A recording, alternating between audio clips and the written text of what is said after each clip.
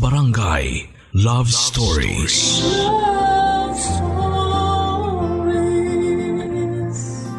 Hindi ako sumulat para maging inspirasyon ng kwento ng buhay ko sa mga nakikinig ngayon. Sumulat ako dahil alam ko na may aral akong maiiwan sa mga kabarangay nating nakasubaybay sa programang Barangay Love Stories. Tawagin niyo na lamang po ako sa pangalang Elena, 29 years old, taga Cotabato at nagtatrabaho sa isang telecom company. Dalawa na lang kami ng ate Myra noon na magkasama sa bahay dahil nasa college kami nang mamatay ang mama namin. Si Papa naman ay may bago ng pamilya bago pa man mawala si Mama at wala na kaming naging balita pa sa kanya. Kaya nagsumikap kaming magkapatid at sa awa ng Diyos ay nakapagtapos kami ng pag-aaral at nagkaroon ng kanya-kanyang maayos na trabaho, Papa Dudut.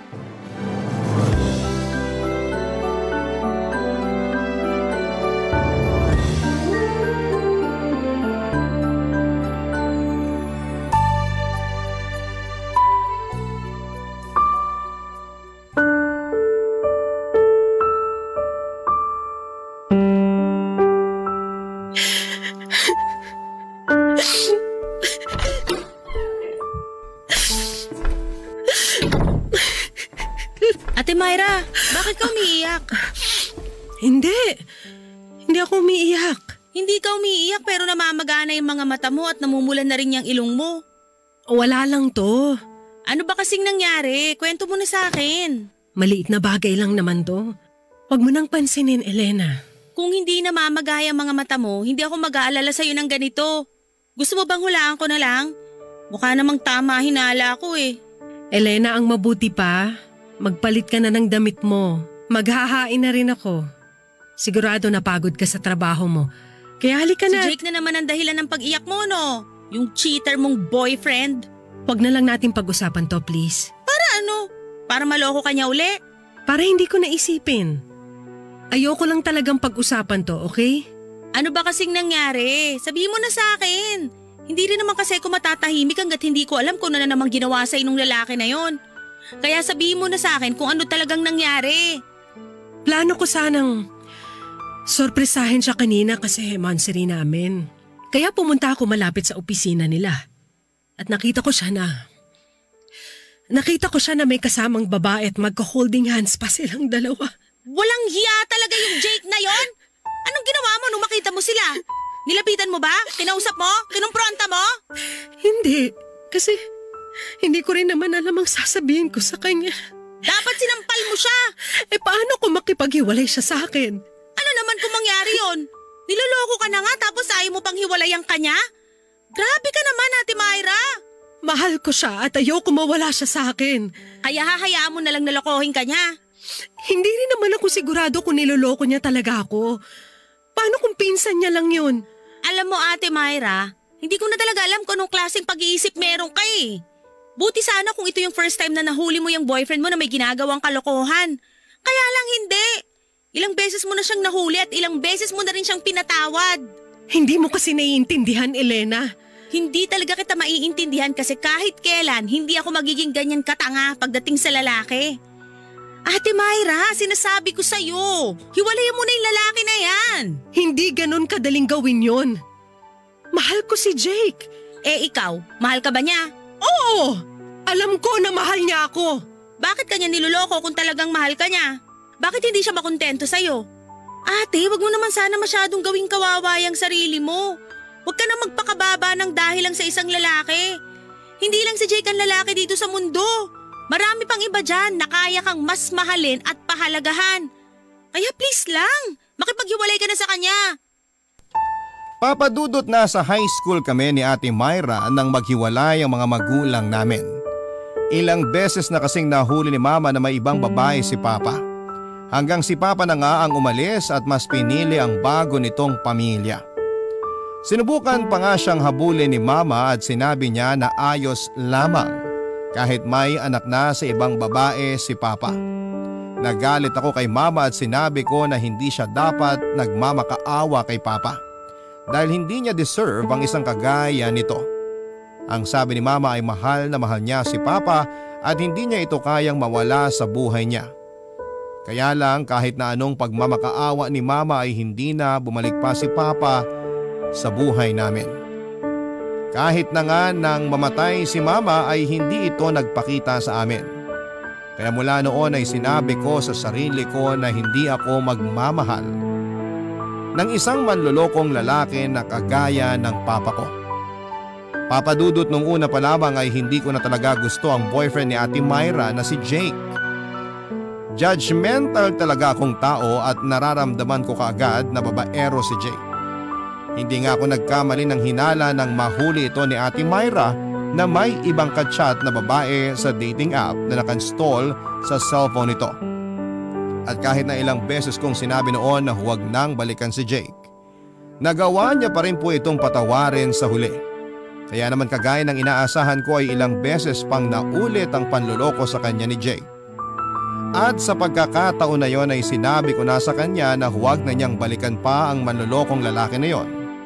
Kung hindi ay kaming dalawa na ang mag-aaway, Papa Dudut.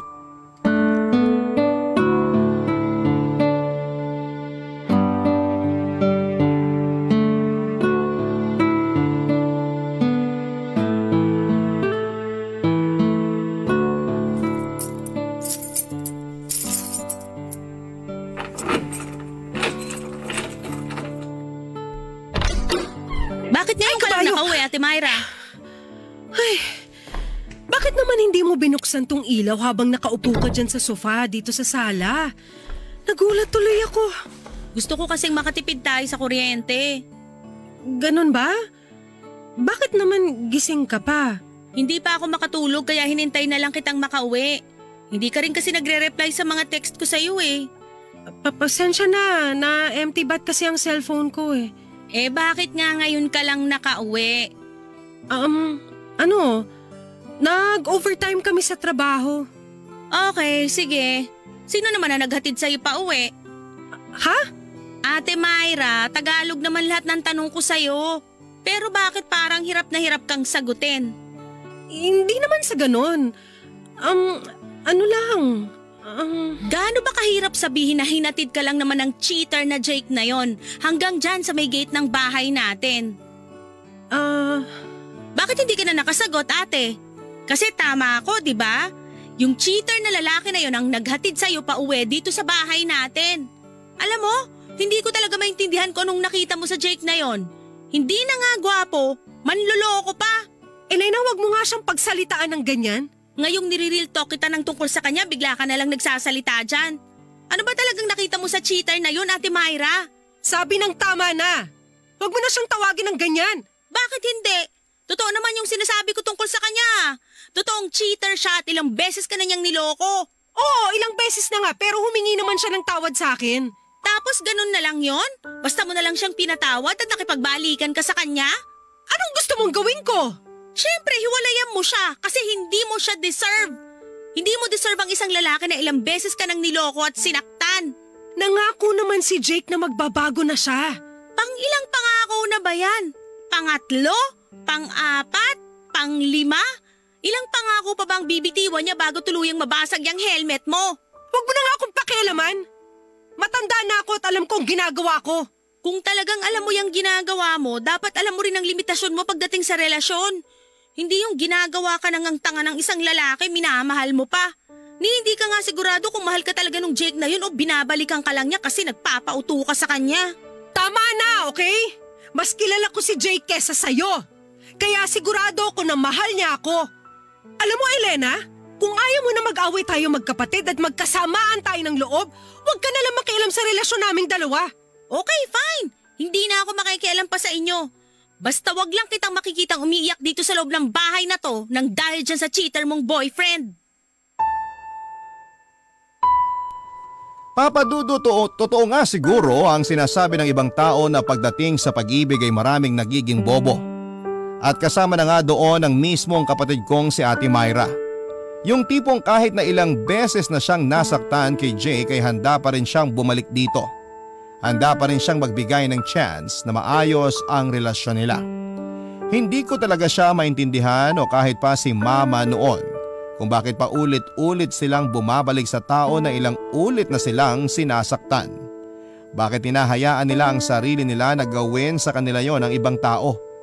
Kahit gaano nila kamahal ang karelasyon nila ay dapat palaging mas mahal pa rin nila ang sarili nila. Dapat mas pinipili nilang pahalagahan ang sarili nila. Naisip ko na kaya siguro hindi rin sila minamahal ng ibang tao kasi sila mismo ay hindi nila alam kung paano magtira ng pagmamahal at respeto para sa kanilang mga sarili, Papa Dudut. Barangay Love Stories. Barangay Love Stories. Papa Dudut, mula nga noon ay hindi ko na pinakialamanan pa si Ate Myra pagdating sa relasyon nila ni Jake. Alam ko naman kasi na hindi siya makikinig sa kung anuman ang sasabihin ko. Kaya bakit pa ako magbibigay ng payo o opinyon sa kanya? May mga oras na narinig ko siyang nakikipagtalo kay Jake sa cellphone, pero hindi na ako nag-uusisa pa ng tungkol doon. Hindi na rin siya nagkikwento sa akin kasi alam niya na aawayin ko lamang siya. Kaya naman kapag magkasama kami ay hindi na namin pinag-uusapan pa ang kahit na ano tungkol kay Jake. Nagkaroon din ako ng boyfriend noon, Papa Dudut, Richard ang pangalan niya. At dati ko siyang katrabaho bago ako lumipat sa ibang kumpanya. Mabait siya at maginoo. Guwapo rin siya at malambing at nasa kanya na nga ang lahat ng hinahanap ko sa isang relasyon. Kasi palagi siyang nakikinig sa mga sinasabi ko. Lalo na pagdating sa paggawa ng mga desisyon, Papa Dudut.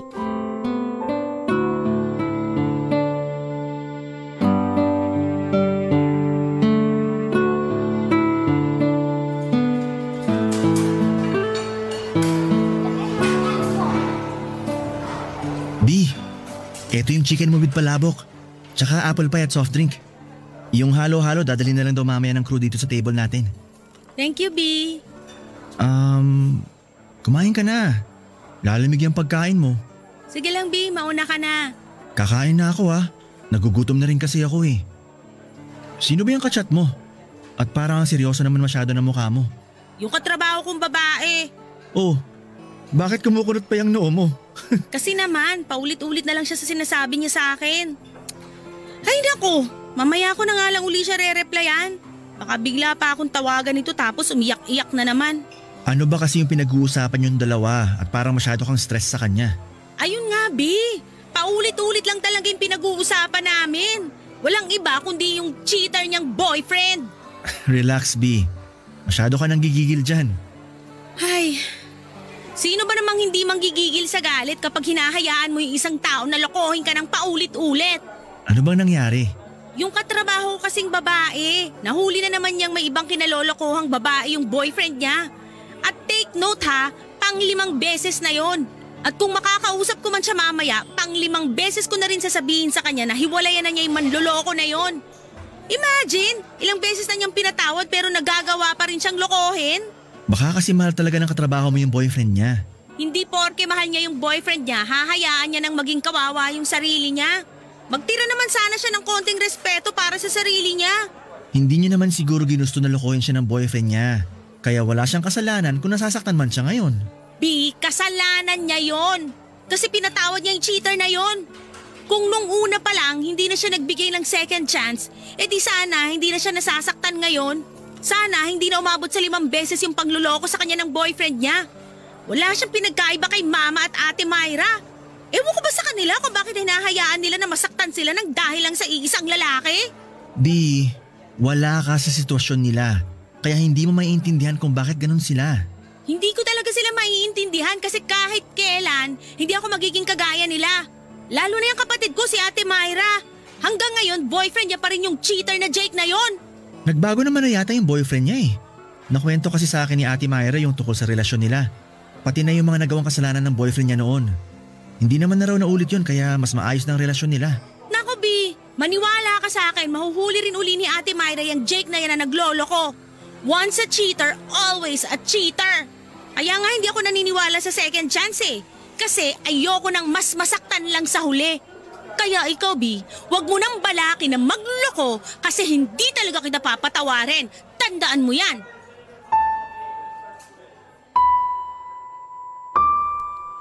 Papa Dudut, alam ni Richard na galit talaga ako sa mga cheater. Kapag yon ang topic namin ay umiinit talaga kaagad ang ulo ko. Sino ba naman kasing tao ang gusto na lokohin sila ng karelasyon nila? Mapababae man o lalaki ay walang dahilan para mag-cheat sila. Kung hindi naman sila masaya sa isang relasyon ay bakit hindi na lamang muna nila tapusin ang relasyon na yon kesa magloko pa sila? Kaya hindi ko talaga maintindihan kung paano nasisikmura ng ibang tao ang magloko at manakit ng damdamin ng ibang tao.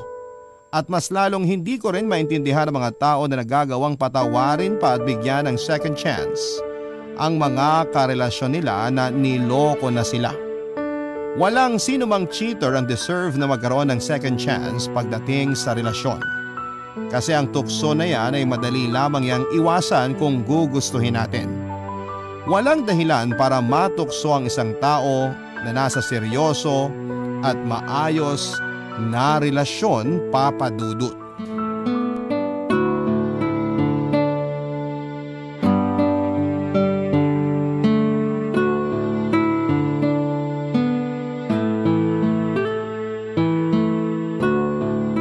Bi, alam mo ba na malaki raw ang chance na ma-promote ako sa trabaho ngayong taon? Ang sabi ng manager namin, isa raw ako sa mga nirecommend niya para sa supervisor na position. Ang ganda raw kasi ng record ko lalo na sa nitong nagdaan na buwan.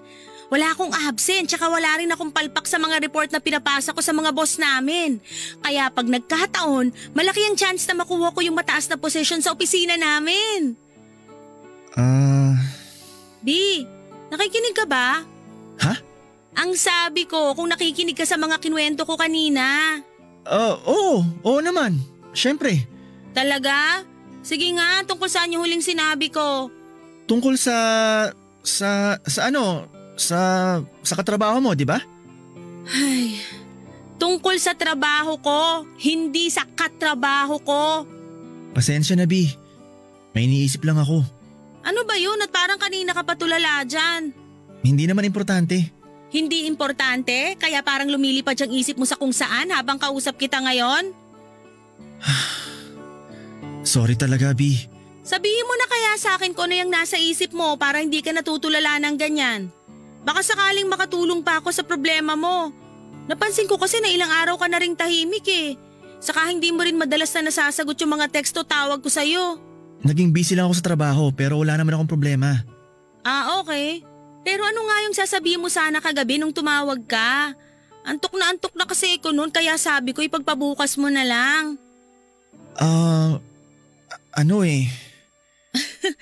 Alam mo, kanina ka pa ano ng ano dyan. Diretsoy mo na kaya yung gusto mong sabihin kasi ako'y nahihirapan sa'yo eh. Sige, huhulaan ko na lang. Total mahilig naman akong manghula. Tungkol sa birthday ko no, kasi next month na yun, di ba? Siguro may naiisip ka ng lugar na pwede nating puntahan.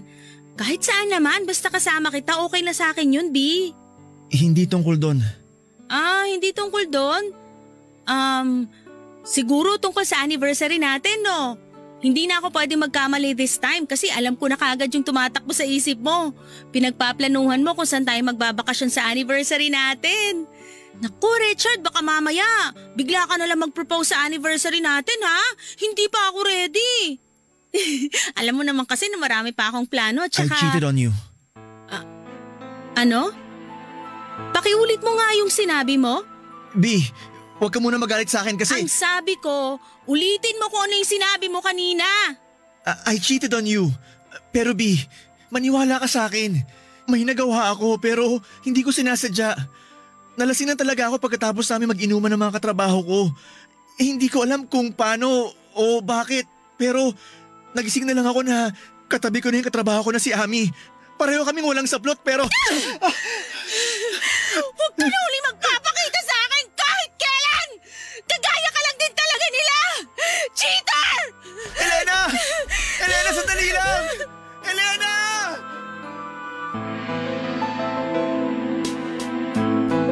Papa Dudut, akala ko talaga ay perpekto na ang relasyon namin ni Richard.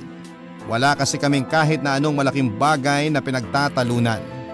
Siguro kasi pareho kami na mature mag-isip. Yung tipong hindi na namin pinapatagal pa ang pag-aaway namin. Hindi ako yung tipo na mahilig magpasuyo at minsan ay ako pa ang gumagawa ng paraan para magkabati kami ni Richard kapag nag-aaway kami. Ako ang unang nagte-text o tumatawag. At may mga oras naman na siya ang gumagawa ng paraan para magkaayos kami.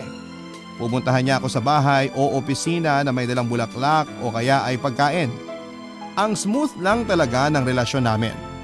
Pero ang hindi ko alam noon ay may ginawa na pala siyang kalokohan.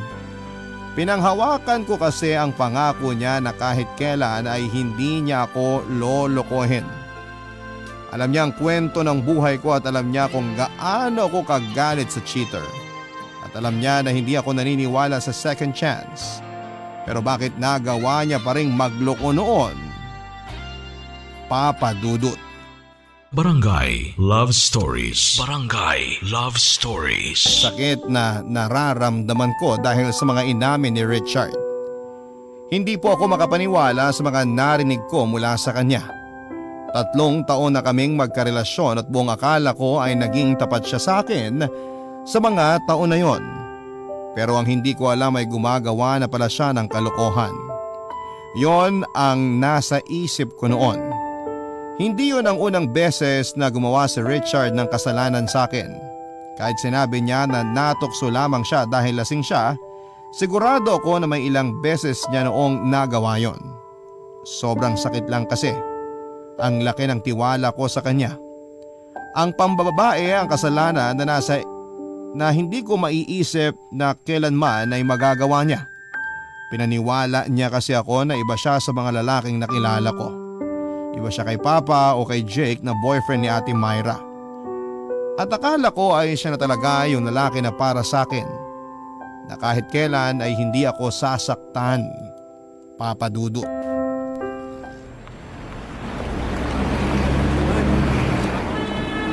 Bye guys! See you bukas sa office. Ingat kayo! Ay, sana hindi na ako mahirapang sumakay ng jeep pa uwi. Elena, sandali lang. Bakit nandito ka? Gusto kasi kitang makausap. Di ba sinabi ko na sa'yo na ayoko nang makita yung pagmumukha mo? Oo nga. Pero hayaan mo naman sana ako makapagpaliwanag sa'yo. Ano pa bang ipapaliwanag mo? Sinabi mo na nga sa akin na nag-cheat ka, di ba? Proud ka pa nga eh. Hindi ako proud sa ginawa ko. Talaga? Kaya ba inamin mo sa akin ang ginawa mong pakikipaglandian sa ibang babae? Hindi yun pakikipaglandian. Sinabi ko naman sa'yo na nalasing lang talaga ako ng gabi na yun. At kaya ko rin inamin na nangyari sa amin ni Ami kasi nga sobrang na ako nagsisisi. So ngayon sinusumbat mo pa sa akin na umamin ka sa kasalanan mo? Hindi naman sa ganun. Pero gusto ko lang na makita mo na pinagsisihan ko na yung nagawa kong kasalanan.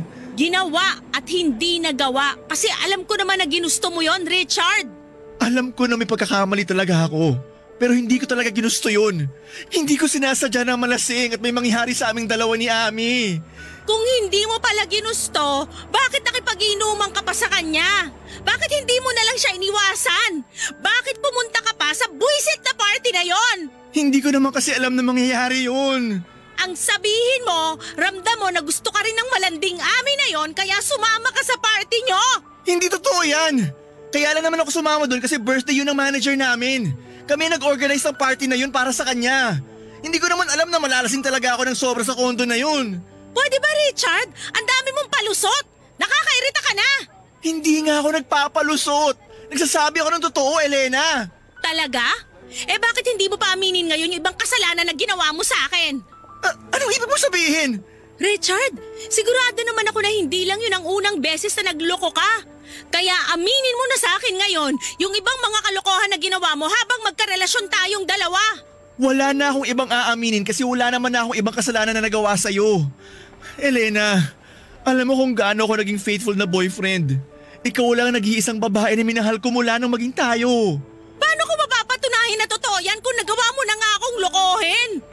Richard, alam mo naman kung ano yung kwento ng buhay ko, di ba? Alam mo kung gaano kalaki ang galit ko sa mga cheater. Kaya nga, ako na yung umamin sa naging kasalanan ko. Kasi hindi na kaya yung dalhin ng konsensya ko. Pero maniwala ka naman sa akin. Yun ang una at huling beses na magkakasala ako sa'yo at sa relasyon natin. Kaya please, isang pagkakataon lang. Ibigay mo na sa akin to kahit isa lang. Hindi! Ayoko! Kaya tigilan mo na ako kasi wala ka mapapala sa kasusunod sa akin! Diyan ka na! Papa Dudut, alam kong ilang beses ko na tong nabanggit pero hindi talaga ako naniniwala sa second chance. Kasi kung nagawa ng mag-cheat ng isang tao sa unang beses, may pangalawa at pangatlong beses niya pa yon na gagawin. Kaya naman bakit pa ako magpapatawad at magbibigay ng second chance kung alam ko na masasaktan lang din ako ng dahil sa kanya.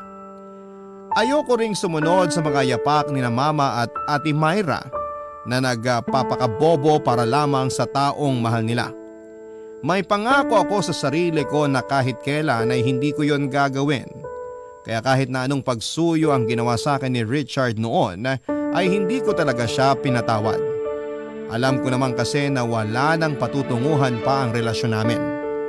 Dahil kahit kailan, hindi ko na maibabalik pa ang tiwala ko sa kanya.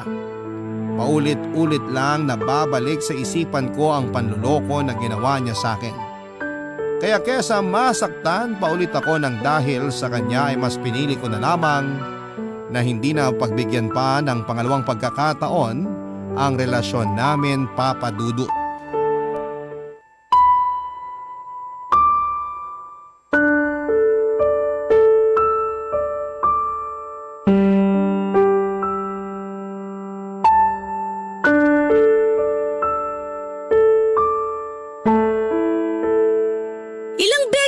Sasabihin sa'yo na huwag ka nang pumunta dito sa bahay namin.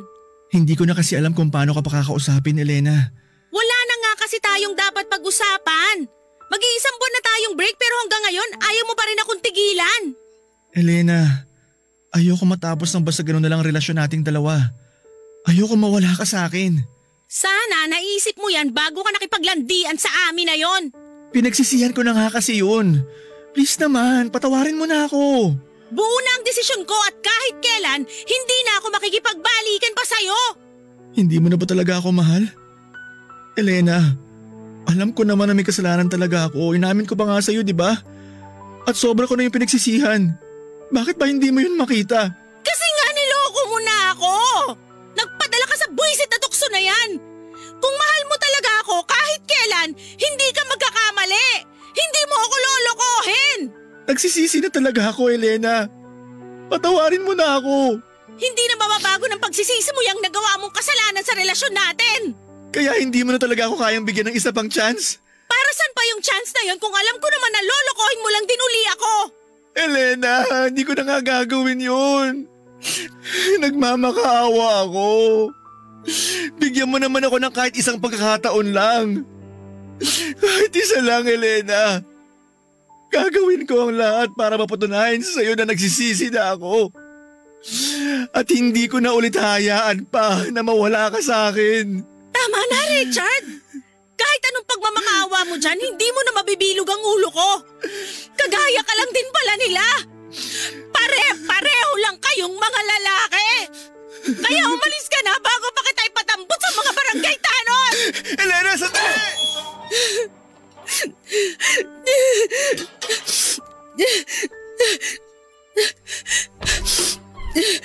Bakit ba ako umiiyak?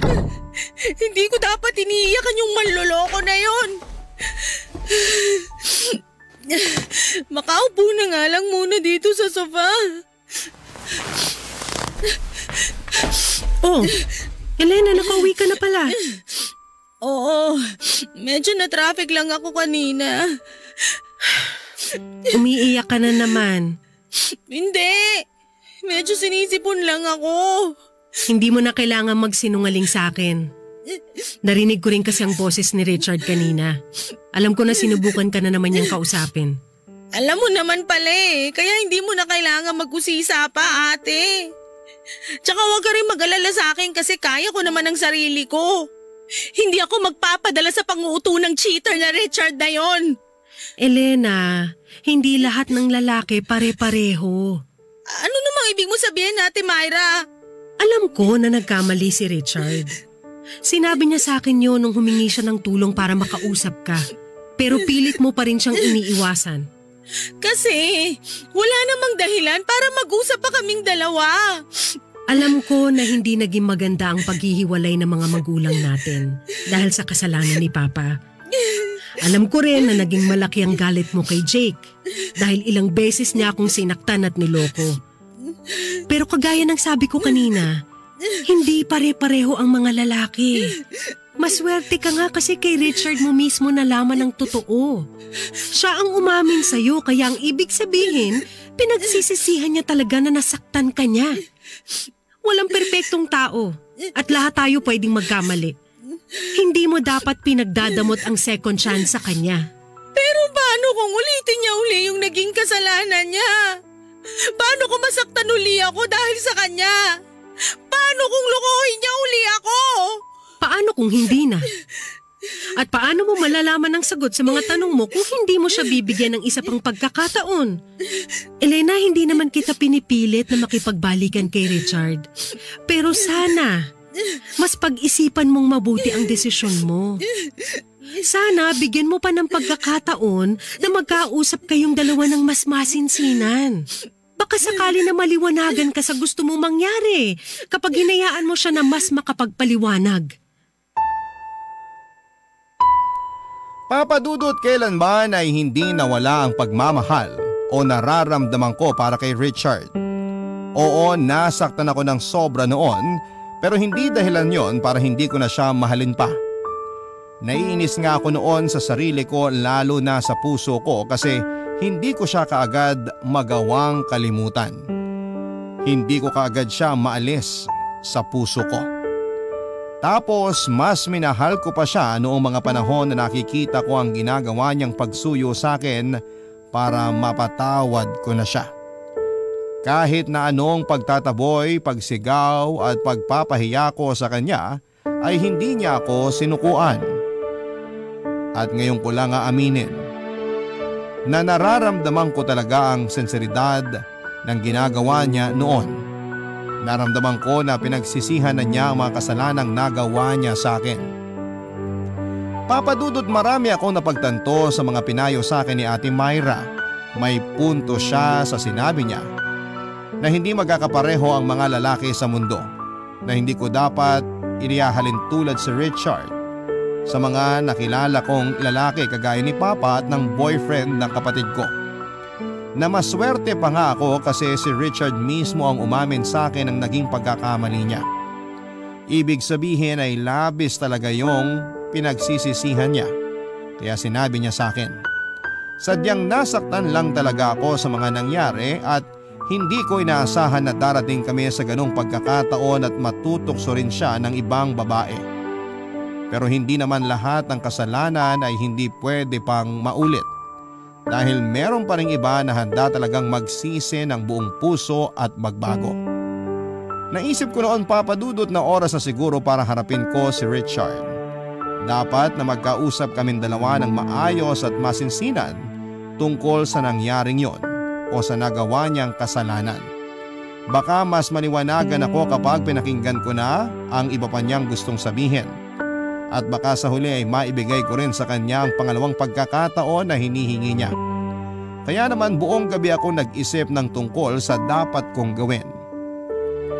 Papa Dudut, nakapag-desisyon na ako noon na haharapin ko na si Richard. Nakakausapin ko na siya at makikinig ako sa lahat ng mga sasabihin o ipapaliwanag niya. At naisip ko na rin noon na baka pwede pa. Baka pwede pa nga naming bigyan ng pangalawang pagkakataon ng relasyon naming dalawa. Kaya naman kinabukasan noon ay plano ko na talaga siyang tawagan para magkita kaming dalawa. Pero isang text message ang sumira sa lahat ng mga plano ko pa sanang gawin. Ang text message mula sa mami ni Richard na sinasabing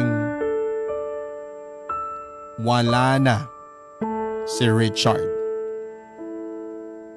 Hindi na raw ito nagising mula sa pagkakatulog ng gabing yon. Atake sa puso, Papa Dudut. Iyon ang kinamatay ng lalaking pinakamamahal ko. Sobrang laking pagsisisi ko kasi hindi ko man lang siya kinausap bago siya mawala. Ni hindi ko man lang pinakinggan ang iba pa niyang mga gustong sabihin sa akin. Ni hindi ko man lang nabigyan ng pangalawang pagkakataon ng relasyon naming dalawa. Napakalaki ng panghihinayang ko noon at pagsisisi na hanggang ngayon ay dala ko pa rin sa dibdib ko. Pagsisisi na sana kahit na isang beses man lang ay nagawa kong magpatawad at magbigay ng isang pagkakataon kay Richard at sa relasyon namin. Papa Dudut, hanggang sa ngayon ay wala pa rin ulit ako naging boyfriend. Hindi ko alam kung natotrauma lang ba talaga ako sa mga nangyari o baka naman hanggang ngayon ay hindi pa rin ako nakaka-move on mula sa pagkawala niya. Pero umaasa pa rin ako na sana balang araw ay unti-unti na ring mabawasan ang sakit at pagsisising nararamdaman ko dito sa dibdib ko. Hanggang dito na lamang ang aking sulat, ang inyong forever kapuso at kabarangay, Elena. Barangay Love Stories. Love Stories.